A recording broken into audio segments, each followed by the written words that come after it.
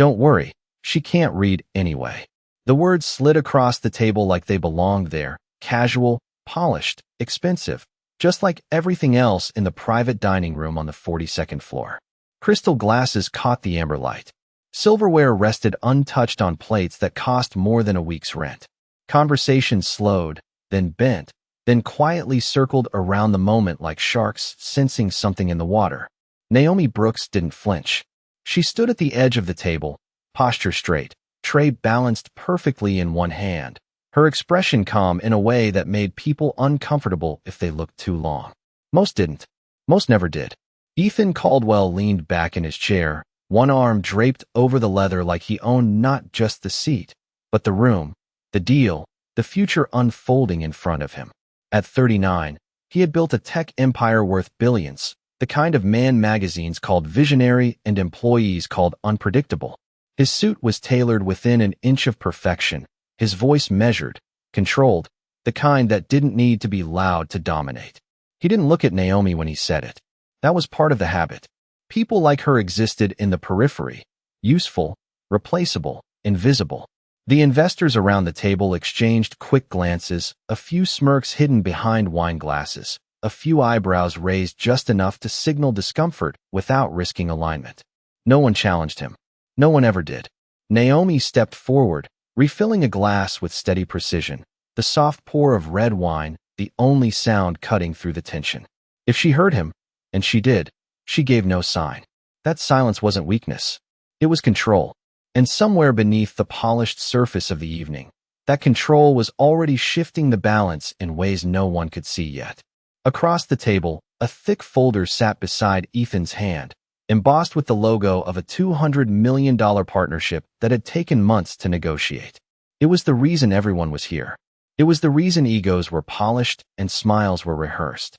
Ethan tapped the folder lightly, then glanced, not at Naomi, but at the men across from him. "We're finalizing tonight," he said, voice smooth. No delays. Then, almost as an afterthought, he nudged the folder toward the edge of the table. Toward her. "Go ahead," he added, finally letting his eyes flicker in her direction, just for a second. "Hand that over." It wasn't a request. Naomi reached for the folder, her fingers brushing the fine paper, the weight of it heavier than it should have been. Not because of the deal. Because of the moment. The room watched without admitting it was watching. Someone cleared their throat. Someone else checked their watch too quickly. Naomi held the folder for a beat longer than expected. Not hesitation. Recognition. Then she turned slightly, positioning it to deliver. When Ethan spoke again, a faint smile curling at the edge of his mouth.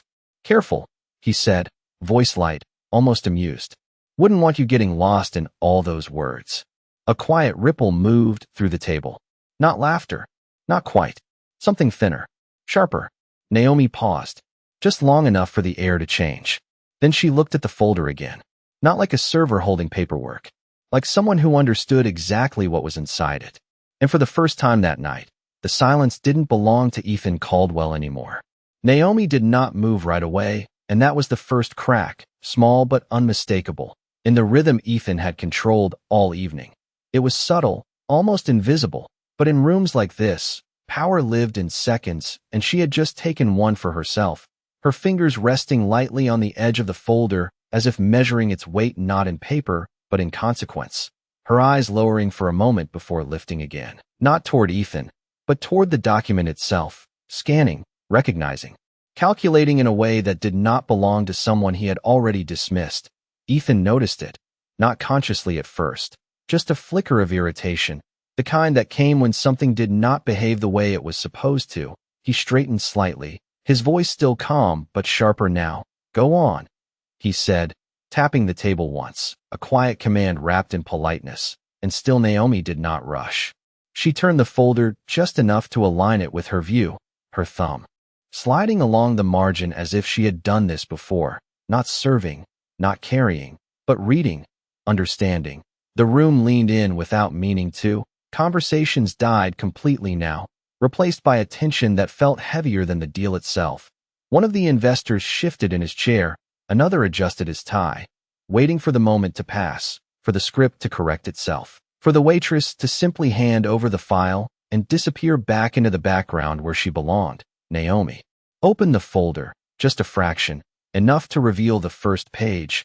Her gaze moved across the lines quickly, not stumbling, not hesitating, and then she stopped, not because she could not continue, but because she had already seen enough, the kind of pause that does not ask for permission, the kind that rewrites it.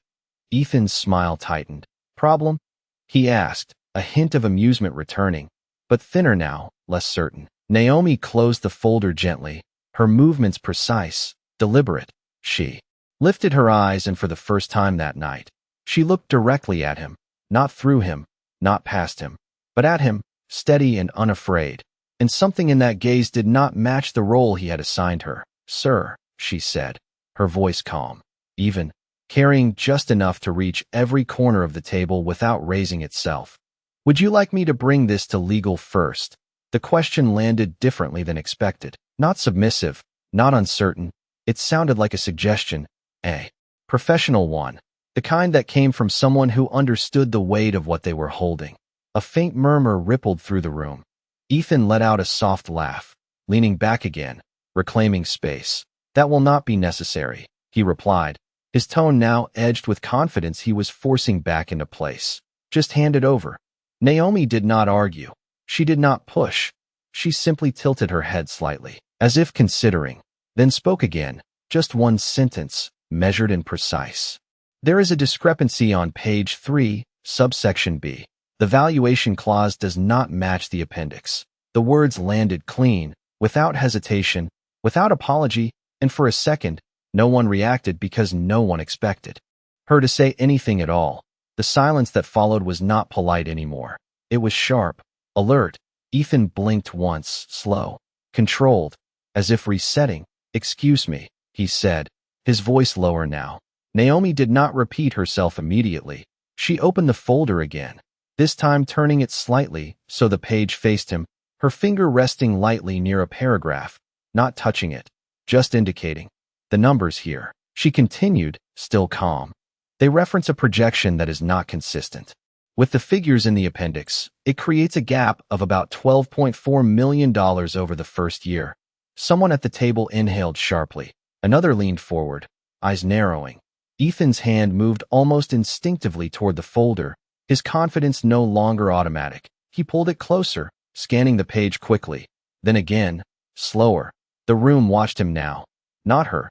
The power had shifted without announcement, without permission, and it was happening in real time. Naomi stepped back half a step, not retreating, just giving space. Her expression unchanged, no triumph, no challenge, just quiet certainty. And in that moment, the room was no longer waiting for her to make a mistake. It was waiting to see if he already had. Ethan did not speak right away, and that was the second crack, deeper this time. Because silence from a man like him was never accidental. It was calculated, controlled, but now it lingered a fraction too long. His eyes scanning the document again, slower, more deliberate, his jaw tightening just enough to betray that something was no longer aligning the way it should. The investors watched him now with a different kind of attention. Not admiration, not even curiosity, but calculation, the kind that measured risk in real time. One of them leaned forward, extending a hand slightly. May I? He asked, and Ethan hesitated for the briefest moment before sliding the folder across the table. A gesture that would have seemed routine minutes ago, but now felt like surrendering control of the narrative. The man flipped to the page Naomi had indicated, his brow furrowing as he traced the numbers. Then he flipped to the appendix. Then back again. Faster this time. The air in the room shifted again, heavier, sharper. Someone else reached for a copy. Then another. The quiet murmur returned, but it was no longer polite. It was analytical, urgent, voices low but no longer restrained. That is not consistent. One of them whispered, those projections are off. Another added, the words stacking, building, confirming what Naomi had already seen in seconds. Ethan leaned forward now, his composure still intact but thinner, stretched. It is a minor discrepancy, he said, his tone firm, attempting to reassert control, but it did not land the same way anymore. Not after the room had already begun to verify it for themselves. The authority in his voice met resistance, subtle but undeniable. Naomi remained still, just behind the edge of the table, no longer the center of attention, and yet somehow the axis, everything was turning around. Her hands relaxed at her sides, her expression unchanged, as if she had already stepped out of the moment while everyone else was still catching up to it. Minor discrepancies do not add up to $12 million. One of the investors said quietly, not looking at Ethan but at the document, at the numbers that refused to cooperate. And that was the moment the room fully shifted, not loud, not dramatic, just a quiet realignment of power, the kind that happens when certainty breaks.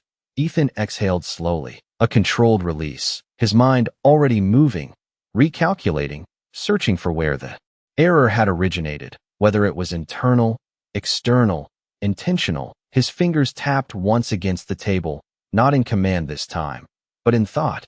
And for the first time that night, he looked at Naomi not as background, not as inconvenience, but as a variable he had failed to account for. "How did you catch that?" he asked, the question simple, direct, stripped of the earlier edge, and the room stilled again, not out of tension, but anticipation, because now the question mattered. Naomi met his gaze briefly, then shifted her eyes back to the folder still open on the table. "The structure," she said, her voice steady. "The language in the clause does not match the progression of the numbers. It reads like it was written separately from the appendix." She paused, just enough to let the thought settle. And when that happens, it usually means something was adjusted after the fact. No one interrupted her. No one dismissed her. Not now. The weight of her words carried because they had already proven true. Ethan studied her for a moment longer, not searching for a flaw this time, but trying to understand the depth of what he had overlooked. The room, the deal, the moment, all of it had shifted because of a single observation from someone he had already decided did not matter. And that realization did not show on his face, but it settled somewhere deeper, quieter, more permanent. One of the investors closed the folder gently, looking at Ethan now with a measured expression. "We need to pause this," he said, calm but firm, "and review every line."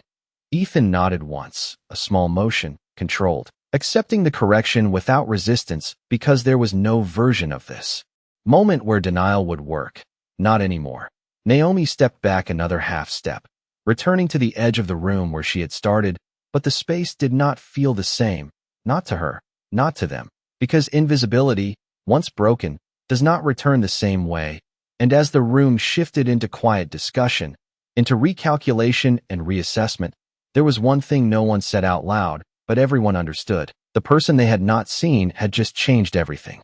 The conversation did not resume the way it was supposed to, and that was the third shift, quieter but more powerful than the last, because now the room was no longer following Ethan's lead. It was following the truth sitting open on the table. Voices lowered into focused discussion, pages turned, numbers rechecked, and for the first time that night, the deal itself became secondary to the question of how something this critical had slipped through. Ethan remained seated, but no longer relaxed. His posture forward, elbows resting lightly on the table, his attention divided between the document and the presence he had misjudged.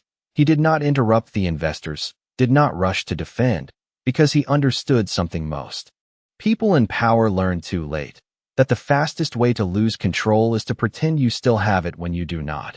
Naomi had already stepped back into the rhythm of the room, moving silently to clear an untouched plate, replacing a glass of water, her actions smooth, professional, almost invisible again. But the difference now was not in what she did. It was in what everyone knew she could do, and that knowledge lingered in every glance that followed her movement.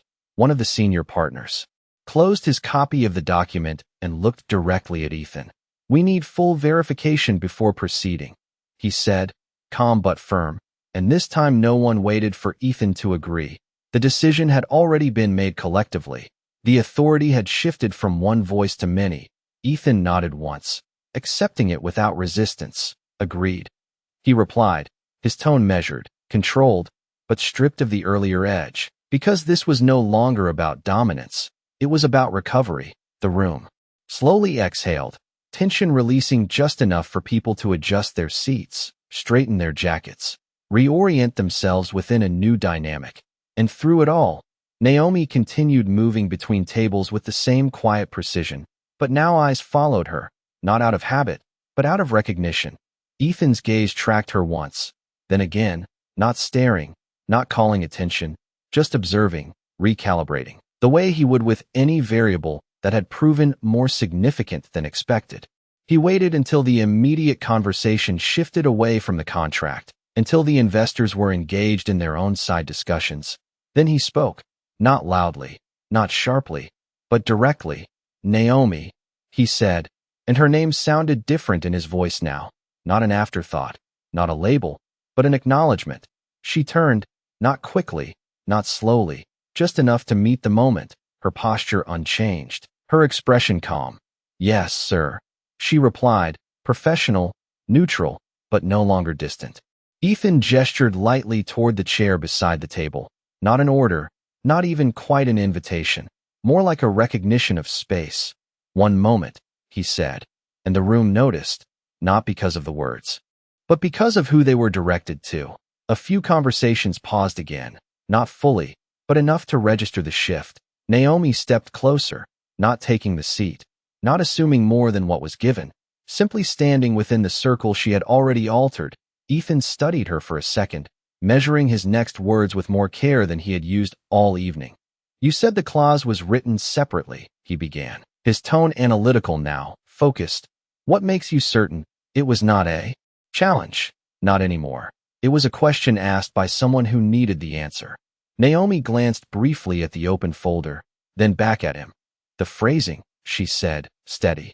"The language structure changes. The earlier sections follow a consistent legal pattern, but that clause introduces different terminology, different rhythm. It reads like it came from a different draft." She paused, then added, "And the numbers follow that shift." The simplicity of her explanation carried weight because it connected logic to observation, not guesswork, not luck. Ethan nodded slowly, absorbing it. The room quiet again, not out of shock this time, but respect, the kind that builds when competence reveals itself without needing to announce it. For a moment, no one spoke, and in that silence, something far more significant than the deal itself settled into place, a realization that did not need to be said out loud. That value does not always arrive dressed the way people expect it to, and sometimes the person holding the tray is the one holding the truth. The room did not return to what it was, and that was the quiet truth settling beneath every polished surface. Because once certainty breaks, it does not rebuild the same way. It rebuilds slower, sharper, more aware. The investors were no longer discussing possibilities. They were dissecting details, line by line, clause by clause, voices low but precise, each word measured against risk. And the deal that had once felt inevitable now sat in suspension, waiting to be justified all over again. Ethan remained still for a moment after Naomi finished speaking, his eyes no longer on the room, but on the pattern she had revealed, the shift in language, the fracture in logic, the kind of flaw that should not exist in something this large, and yet it did, and he had not seen it. That realization did not show in embarrassment. It showed in focus, his mind recalibrating, pulling threads together, tracing responsibility backward through teams, through drafts, through assumptions he had trusted without question. He closed the folder slowly, not in dismissal, but in control, then opened it again, flipping directly to the section Naomi had pointed out, this time reading not as a CEO expecting confirmation, but as a strategist searching for truth. And the difference was immediate. The flaw was not just visible now. It was obvious. Across the table, one of the senior partners leaned back, exhaling. "This was deliberate," he said quietly, not accusing, but concluding, and that word changed the temperature again, not louder, but colder, more exact, because a mistake could be corrected, but intention required something else entirely. Ethan did not respond immediately, his fingers resting lightly against the page, his thoughts moving faster than his expression. Then he spoke, calm, controlled. "We will verify the source," he said, not defensive, not reactive, but decisive, and the room accepted it, not because he demanded it, but because it aligned with what they now understood. Naomi stood just outside the center again, but the distance no longer defined her role. It only marked her position, her presence still anchored in the conversation even without speaking. And when she moved, when she lifted a glass or adjusted a setting, it was done with the same quiet precision, But now it carried a different weight. Not invisible, not overlooked, simply acknowledged. Ethan glanced toward her once more, not out of curiosity now, but out of recognition, and after a brief pause, he made a decision that would have felt unnecessary an hour ago. "Stay," he said, his voice even, directed to her without hesitation, and it was not a command, not in the way he had used commands before. It was a request shaped by respect. A few heads turned again, not sharply, just enough to register that the boundary had shifted once more, that the person who had been outside the circle was now being asked to remain within it. Naomi did not react immediately, not out of uncertainty, but because she measured moments the same way she measured everything else, with clarity, with control. Then she gave a small nod. "Yes, sir," she said, her tone unchanged, but the meaning behind it no longer the same. The discussion resumed, but differently now, more deliberate, more cautious. Each assumption tested before being accepted, each number questioned before being trusted, and through it all, the dynamic held, the awareness that something had been missed, and someone unexpected had found it. Time moved without anyone noticing, minutes stretching into something heavier, more significant, until finally the senior partner closed his copy of the document again, this time with finality. "We pause," he said, looking at Ethan, not asking, but confirming, and Ethan nodded. Once, firm, aligned. "We pause," he echoed. The deal would not be signed that night. The certainty that had filled the room at the beginning replaced by something far more valuable, clarity, and as the tension softened into resolution, into quiet acceptance of what had been avoided, there was one detail no one overlooked anymore. Not the flaw in the contract, not the numbers, not the risk, but the person who had seen it first, standing just a few feet away, calm, composed, and no longer invisible. The room began to empty, not all at once, but in careful stages, chairs sliding back, jackets adjusted, voices lowering into private conversations that no longer needed the full table, and what remained behind was not just the aftermath of a paused deal, but the quiet reshaping of how each person in that room understood control. Ethan stood last, not out of hesitation, but out of intention, his hand resting briefly on the back of his chair as he watched the final investor step out, the door closing with a soft click that seemed louder than it should have been, sealing the moment in place. The skyline beyond the glass walls stretched into the distance, city lights steady and indifferent, but inside, something had shifted that no one would forget, least of all him. Naomi moved toward the side station, collecting the last untouched glasses, her motions as precise as they had been all night. No change in rhythm, no hint that anything extraordinary had just occurred, and that contrast was what held his attention now, not the mistake in the contract, not the lost certainty of the deal, but the person who had remained unchanged through all of it. "Naomi," he said again, this time without the weight of an audience, just a name spoken into a quieter space, and she turned, meeting his voice with the same calm presence. "Yes, sir," she replied, her tone steady, neither distant nor familiar, simply professional.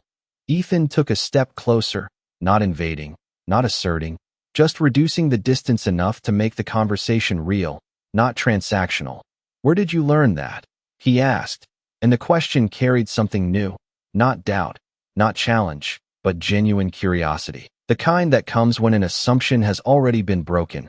Naomi considered the question for a brief second, not because she did not have an answer, but because she chose how to give it. "I read," she said simply, and for a moment it sounded almost understated, almost incomplete, until she added, "Contracts, reports, anything I can get access to." Her eyes steady, not defensive, not proud, just factual. Ethan watched her, processing not just the words, but the implication behind them, the time, the discipline, the quiet effort that no one had noticed because no one had looked, and that realization landed heavier than the mistake in the deal, because it was not about numbers, it was about perspective. "You work here," he said, not as a statement, but as a confirmation of what he thought he understood, and Naomi gave a small nod. "Yes, sir," she replied, then added, just enough to complete the truth, "for now."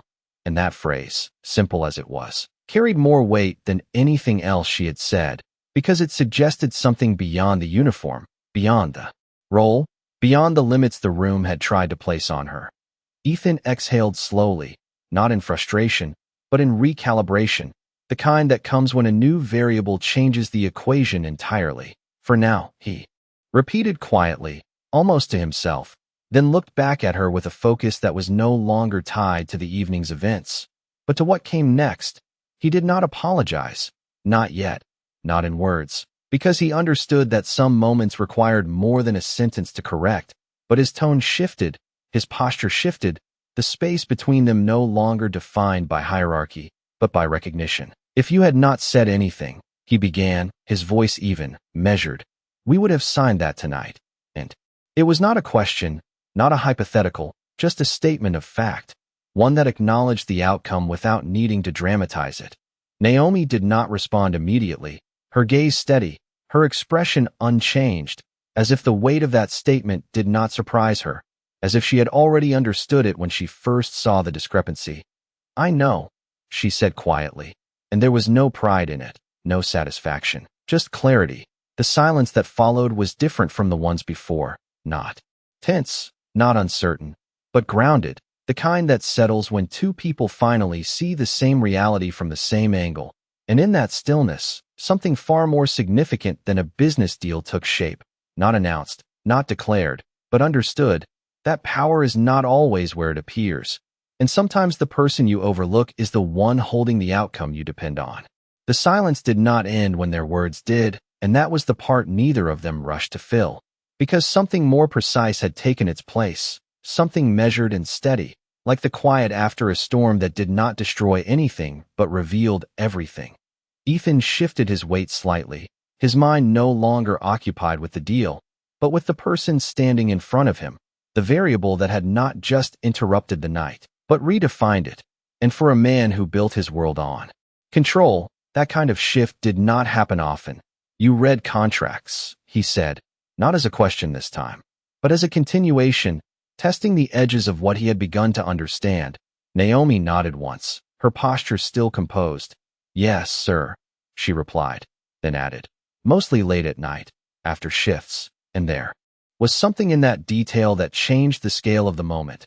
Not dramatic, not exaggerated, just real, the kind of effort that never makes it into rooms like this because it does not announce itself. Ethan's gaze narrowed slightly, not in doubt, but in focus. Why? He asked, a single word, direct, stripped of everything unnecessary, and Naomi did not look away, did not soften the answer. Because I do not plan to stay where I am, she said, calm, certain, and the statement landed with more weight than anything else she had said that night, because it was not about proving something to him. It was about defining something for herself. Ethan exhaled slowly, almost imperceptibly, the kind of breath that marks a shift in thinking, and for the first time, there was no distance in his tone when he spoke again. You already are not, he said, and it was not a compliment, not exactly, it was recognition, the kind that does not inflate, but corrects. Naomi held his gaze for a moment, then gave the smallest nod, not in agreement, but in acknowledgement that he had finally caught up to what she already knew. Across the room, staff began resetting the space, quiet movements, soft clinks of glass, the night returning to its routine, but the energy between them did not return with it. It held, steady, deliberate. Ethan glanced briefly toward the table where the folder still rested, then back to her. And something in his posture shifted again, less guarded now, more intentional. I made an assumption, he said, and the words were simple, but they carried more weight than an apology framed in softer language, because they did not excuse, they did not redirect, they named the mistake directly. Naomi did not respond right away, not out of hesitation, but because she understood the difference between hearing words and measuring their meaning. Most people do, she said finally, her voice even, not bitter, not defensive, just honest, and that honesty did not challenge him. It grounded the moment. Ethan nodded once, accepting it without resistance, because he knew she was right, not just about him, but about the pattern, the system, the way rooms like this often worked. And most people are wrong, he added, not as a defense, but as a conclusion, and for a brief moment, There was a shared understanding between them that did not require explanation, just recognition. He reached into his jacket, not quickly, not as a gesture of authority, but as a deliberate action, pulling out a card, simple, clean, the kind that carried weight without needing design. He held it for a second, then extended it toward her, not forcing it, not placing it on the table, but offering it. In the space between them. "If you are serious about not staying where you are," he said, his voice steady, "then do not." And the sentence was not finished with conditions, not framed with promises, just left open, intentional. Naomi looked at the card, then at him, not surprised, not impressed, just assessing, the same way she had assessed the contract, the same way she had assessed the room.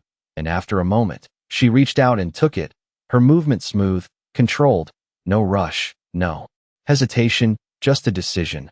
"Thank you," she said. Simple, direct, and it was not gratitude for the offer. It was acknowledgement of the moment, of what had shifted and what had not. Ethan gave a slight nod in return, not expecting more, not asking for more, because for the first time that night, he understood that value did not need to be persuaded, it only needed to be recognized. And as Naomi stepped back, the card now resting in her hand, the distance between them returned physically, but not in the way it had existed before, because something had changed that could not be undone, not by time, not by titles, not by assumptions, the kind of change that does not announce itself, but stays, quiet and certain, long after the room forgets everything else.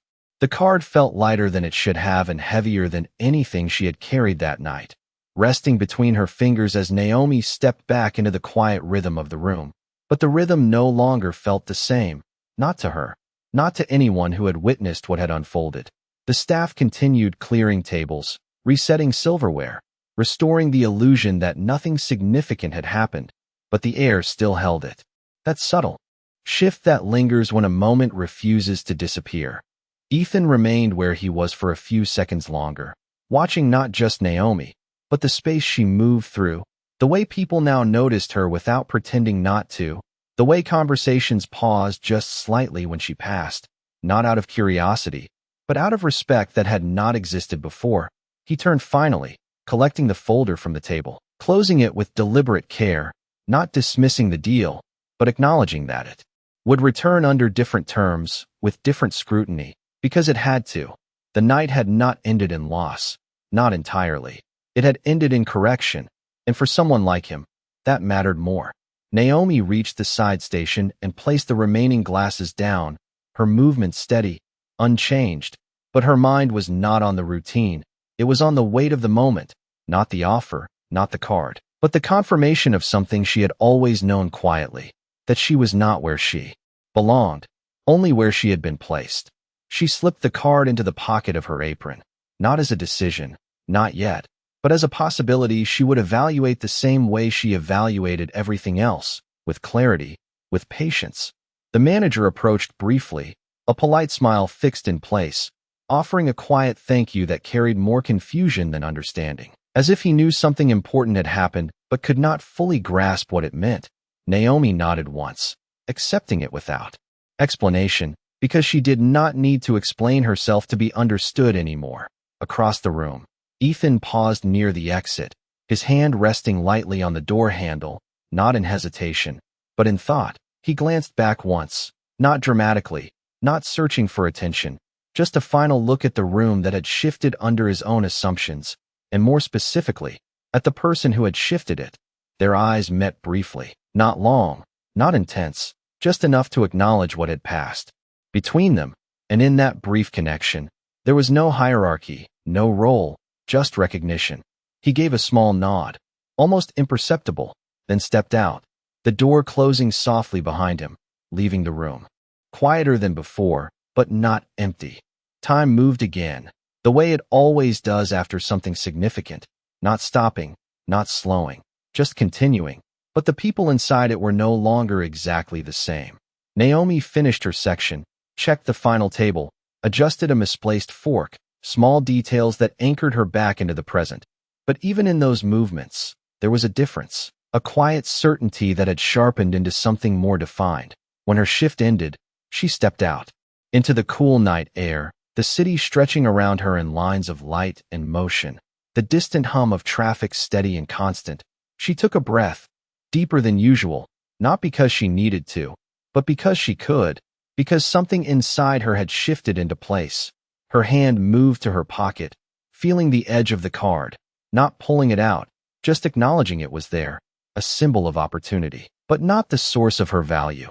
She had not changed because of the offer. She had revealed what was already there, and as she walked down the sidewalk, blending into the movement of the city, one truth followed her quietly, steady and unshaken, that the moment had never been about proving someone wrong.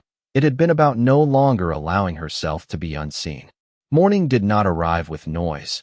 It arrived with clarity, the kind that settles in quietly before the world catches up, and by the time the city began to move again, Naomi was already awake, already thinking, not about the moment from the night before as something dramatic, but as something precise, something that had confirmed what she had been building toward long before anyone else noticed. Her small apartment held the same simplicity it always had, a narrow table by the window, a stack of books worn at the edges, a laptop that had seen more late nights than rest, and as sunlight filtered through the glass, she reached into her bag and placed the card on the table, not admiring it, not rushing toward it, just placing it where it could be seen clearly, like any other detail she intended to evaluate.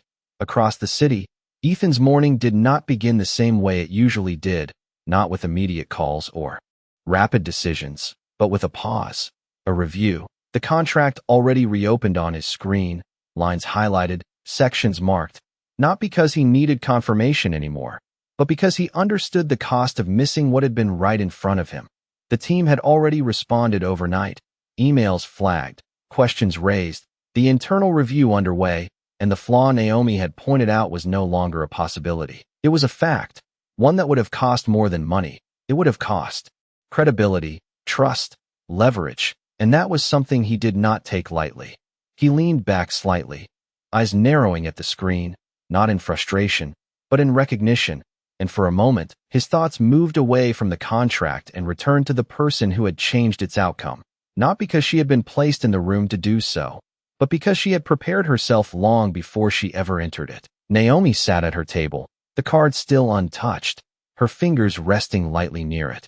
Not picking it up, not ignoring it, simply allowing it to exist as part of a larger decision, because she understood something most people did not, that opportunity without direction is just distraction, and direction was something she had already built for herself. She opened her laptop, the screen lighting up with documents she had been working through for weeks, notes, highlighted sections, comparisons, the quiet work that no one had seen, and as she scrolled, her focus did not shift toward the card. It remained where it had always been, on the path she had already chosen. Hours passed without urgency, without distraction, until finally her hand moved, not impulsively, not out of pressure, but with intention.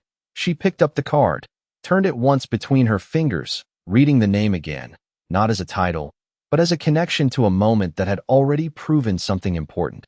Across town, Ethan closed his laptop, the review complete for now, the next steps already set in motion, the deal on hold, the corrections underway, and in that pause between action and outcome, he reached for his phone, not to follow up on the contract, not to push the process forward, but to complete something else that had begun the night before. Naomi's phone remained silent for a moment longer, then lit up with a single notification, not unexpected, not surprising, just arriving exactly when it needed to. She glanced at it, then back at the card in her hand, and for a brief second, the decision was not about accepting or declining. It was about alignment, about whether this next step matched the direction she had already set. She stood, moving toward the window, the city, stretching out in front of her, not overwhelming, not distant, just open. And as she looked out, there was no hesitation in her posture, no uncertainty in her breath, because the moment that had changed everything was not the one in the room. It was this one, the one where she chose what came next. Her phone remained in her hand, the message still there, waiting, but not demanding, and after a second, she responded, not with urgency, not with excitement, but with clarity, the kind that does not need to prove itself. Outside, The city continued as it always did, unaware of the shift that had taken place, unaware of the quiet decision being made in a small apartment above its streets. And inside that moment, one truth settled in completely, steady and certain, that she had never needed the room to give her value. She had only needed the right moment to reveal it. And now that it had been seen, it would never be unseen again.